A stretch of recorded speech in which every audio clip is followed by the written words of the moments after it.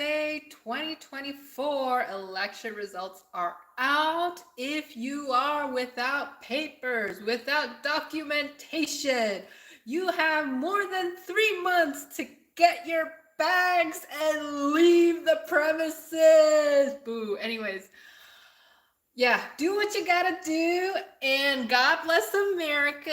Now we're gonna talk about Comintern agent Borisov becomes a Lama pilgrim from the book Red Shambhala, because spirituality isn't always flowers and sunshine. It's been raining for the last 2 days, so I miss the sun. The Bolsheviks' hopes for Tibet rose in 1924 when they learned about the clashes between reformers, a military faction who favored England, and conservative lamas who resisted modernization. Borisov saw this as the beginning of a class war in the Himalayan kingdom between the pro-English capitalist faction and the progressive clergy. Also, I watched the great film Conclave with a lot of people wearing red, but meaning different things at the theater with my mom, who generously sponsored the event. And if y'all are interested in how, hierarchy works in the West, it's a very cool educational movie. So it was time to send a second mission to find out what was going on in Tibet and to try again to win over the 13th His Holiness Dalai Lama. Borisov, now done with his job of turning Mongolia red, could devote himself to Tibetan matters. To smooth this Lhasa mission, the atheist Borisov was to act like an influential Buryat Lama pilgrim on a mission to reach out to His Holiness on behalf of both his Siberian brethren and the Soviet government. Updating the Soviet elite about the coming expedition, Commissar for Foreign Affairs Treacherous stressed, Comrade Borisov and his travel companions will conduct this expedition in the capacity of religious pilgrims. Besides Borisov and few other fake lamas, the party was filled out with the several genuine Buddhist pilgrims to make the masquerade more credible, like me. I'm not Buryat, but I can pass. I feel like I can pass. I need to look more into this. Anyways, I don't speak Buryat either, as of now. Who knows in the future? Okay. The whole Buddhist showmanship was intended to hide Red Russia's advance into Inner Asia. A year earlier, aggressive efforts of the Bolsheviks to push the revolutionary tide to the Indian border had prompted the English government to threaten Moscow with shutting down all trade with Red Russia. By the way, if y'all noticed, His Holiness the Dalai Lama, the 14th, the current one, when he was in the US, he stayed in a hotel across from the Russian tea room. I don't think this was an accident. I'm pretty sure he planned it because he's been in this whole media circuit for decades. So, he's trying to promote peace, but unfortunately, things don't go to plan of Buddhism. Okay, in response, the Bolsheviks, hungry for Western technology and goods, promised to mute their revolutionary zeal. Hence the Russian tea room in the center of capitalism, New York City. Okay, in 1927, 2 years after his trip to Lhasa, Borisov revealed the details of this second Tibetan venture in a talk at the Communist University of the Toilers of the East, KUTV. What a great university. I feel like I should put that in my CV. Just kidding. Which trained revolutionary activists for Eastern countries. Shumatsky, who headed the university in 1926 to 27, invited his old comrade in arms to share his experiences. Borisov stressed that besides his attempts to draw the Dalai Lama to the Bolshevik side, he tried to court monks from several large monasteries that openly challenged Lhasa's modernization efforts. It was not a totally flawed strategy. Aside from the Panchen Lama's Jasilumpo, the hub of separatism that numbered 4,000 monks, There were three other major monasteries, Drapu, Sera, and Ganden, that did not want to pay taxes either and hated to lose their privileged status. This conservative priesthood refused to cooperate with the Lhasa government, pointing out to His Holiness that universal taxation, the army reform, and the opening of an English school and a power station went against traditional Buddhism. Borisov found this monastery grounded opposition very useful for the Bolsheviks. Some of these heretical spiritual movements, quote, sometimes move as far as rejecting the holiness of the Dalai Lama. These lingering sentiments always existed, and the monks are very susceptible to them. This is a quote from Borisov's notes. Under these circumstances, continued the Red OIRAT, the only thing that remains to be done is to make sure that these sentiments move in an appropriate direction. Okay, in Chinese, I feel like this is called 舆论导向. They have to steer the popular sentiment towards a certain direction in which that favors the party. Okay. Become organized and develop along revolutionary lines. Borisov believed that planting revolutionary cells among junior rank lamas was the way to organize them. In fact, he attempted to wiggle into the Drapu monastery, which had a large Buryat Kalmyk colony with pro-Russian sentiments. By the way, in this documentary that was uploaded 11 months ago, two brothers who escaped Tibet under Chinese occupation in 1994 are documented in this documentary. And they spoke a dialect that traced them back to the Mongols. And they said, oh yeah, our ancestors did come from Mongolia, but now we are in Tibet. So, you know, it's very complicated for refugees in this shifting political landscape. So Drapu had a huge Buryat population. The plan was to turn the monastery into a base for future Bolshevik operations. The Borisov expedition left the Mongol capital at the end of January 1924, and after a long 6-month journey trip, finally they reached Lhasa. Despite their Buddhist disguise, English intelligence agents quickly spotted and found out the red pilgrims through their own Kalmyk agents, so they got snitched on by their own people. Okay, after Komutnikov's cavalier attempt to sway the Dalai Lama to the Bolshevik side, the English had become paranoid and started to monitor visitors coming from Red Mongolia. The person assigned to ward off Red pilgrims from this area was British intelligence agent Lieutenant Colonel Frederick Bailey, political officer in Sikkim from 1921 to 1928. Oh, the man was perfectly cut for this type of job. A fluent speaker of Tibetan and basic Russian. He was a born explorer and a daring adventurer. Among his hobbies were mountain climbing and butterfly collecting.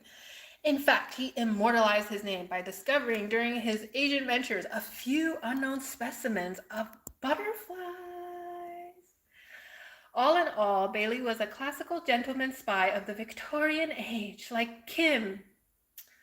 A seasoned shadow warrior, he had already rubbed shoulders with his Moscow opponents, penetrating Russian Central Asia right after the 1917 revolution to find out what was going on in the Bolsheviks' backyard. Bailey did not restrict himself to gathering intelligence, but also took part in organizing white resistance to the Reds. This is political affiliation, not race, okay?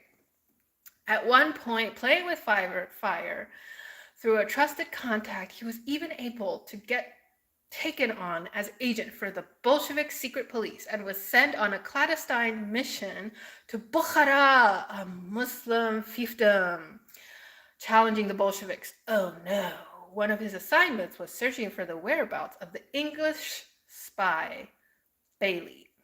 Like his predecessor, upon arrival in Lhasa, Borisov showered the Dalai Lama, His Holiness, with various gifts: porcelain vases, golden cups, silver plates, and many other items. Although Tibetan authorities realized the party were not true, The party was not truly Buddhist pilgrims. They let the visitors wander around, taking hundreds of pictures and film military installations, gun workshops, communications, and other strategic places. Also, in this 94 documentary, you see like a Tibetan dude with a camera, and he has so much authority over the refugees. You get the sense that not every Buddhist pilgrim in those days, even in 1994, had access to like proper film cameras. Okay. The Dalai Lama did not mind playing the Russian card for a short while to tease his English neighbors a bit. He even called these pilgrims harmless.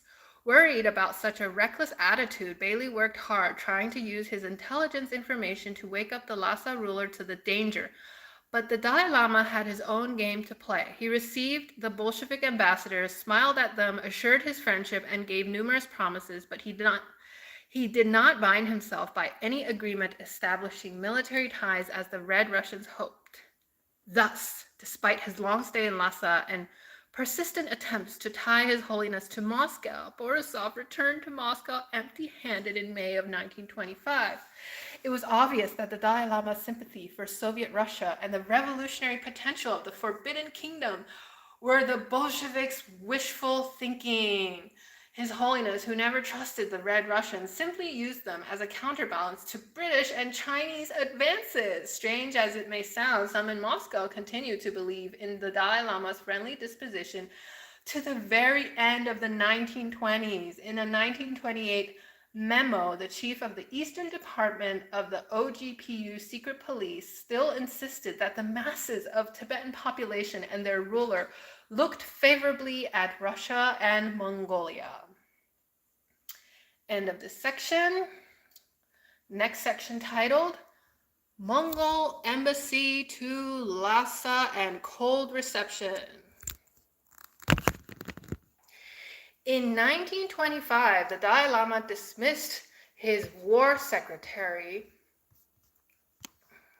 Tsaron Shape, head of the pro-English military faction, and several of his associates whom His Holiness suspected of plotting a conspiracy.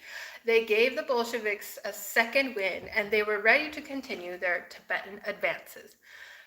Treacherous optimistically predicted the defeat of the Anglophile clique and hoped that this time the Soviets would sway the Lhasa ruler to their side to take advantage of the favorable political situation.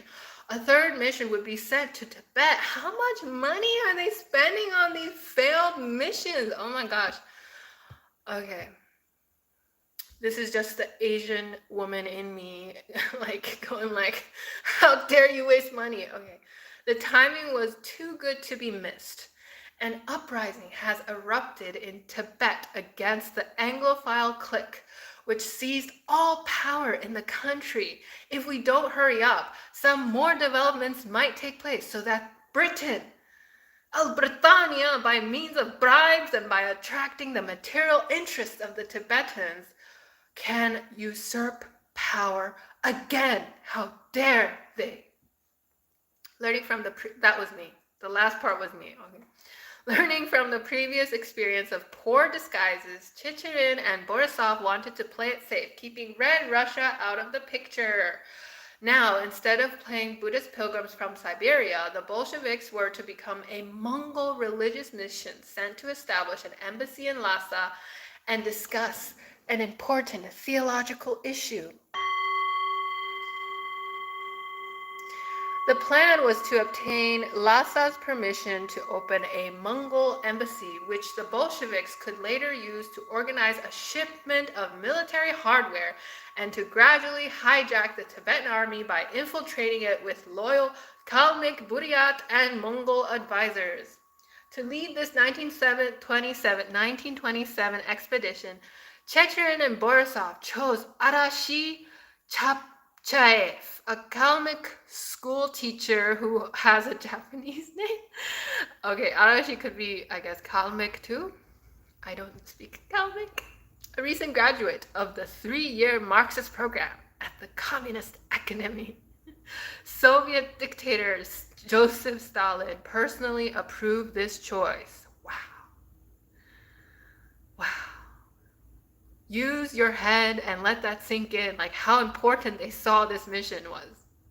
Since the Kalmyk Bolshevik was an educator, he would pose as a Buddhist teacher under the assumed name Tepak Dorje.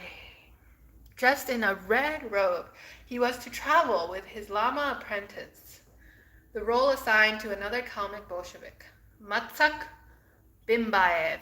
The party, which numbered 15 people, included several other Mongols, among them Jigme Dorje Barduev, a Buryat Lama priest who had taken part in the Borisov expedition, and Shakdur Landukov, a Kalmyk military advisor to the Mongol Red Army.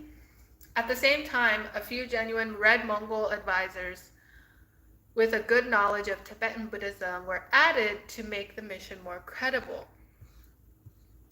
A formal cover for the Mongol embassy was found in the important theological issue of recognizing a new reincarnation of the Bogdogegen, head of the Mongol Tibetan Buddhism. So in previous episodes, I've also talked about this, meeting of the 13th Dalai Lama with this head of Mongol Tibetan Buddhism issue, and it was really awkward. When the old Bogdo had died from old age and numerous ailments in 1924, the Red Mongols and their Moscow patrons immediately sensed that this was a perfect occasion to end the Buddhist theocracy in Mongolia and replace it with a normal red dictatorship. This is the author's words, not my words. Normal dictatorship. They forbade the search for a new reincarnation. Lamas and the nomadic populace were surprised to find out that the deceased reincarnation was to be the last. The Red Mongols explained that Bogdo was now reborn as a great general in Shambhala, and there was no point in searching for a new reincarnation, since henceforth Bogdo's permanent abode, I think he means abode, permanent abode would be this magic kingdom. But there's a typo, I'll just show you guys.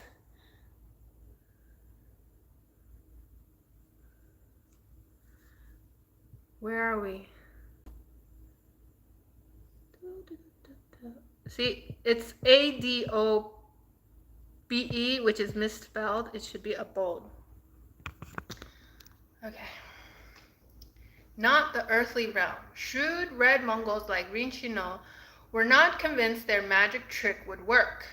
Not wishing to completely antagonize the populace and the large number of lamas, they suggested an option to resolve the issue. Since all Bogdo's earlier reincarnations were traditionally found in Tibet and approved by the Dalai Lama, they would go to Lhasa and discuss this important matter with His Holiness. The Mongol embassy delegation headed by Chapchaev pursued this theological scheme when they arrived in Lhasa in spring 1927. When the flattered Dalai Lama, who did not care much anyway about his junior counterpart, seemed to welcome this plan, the Bolsheviks thought they might kill two birds with one stone, pacifying Buddhist clerics in Mongolia and simultaneously receiving another chance to get a foothold in the Forbidden Kingdom. The Lhasa ruler expected genuine religious pilgrims, but to his dismay found out that his own sources and from Bailey and that this group of pilgrims armed with 20 rifles and 2 Lewis machine guns were not even Mongols, but again Bolsheviks from Russia.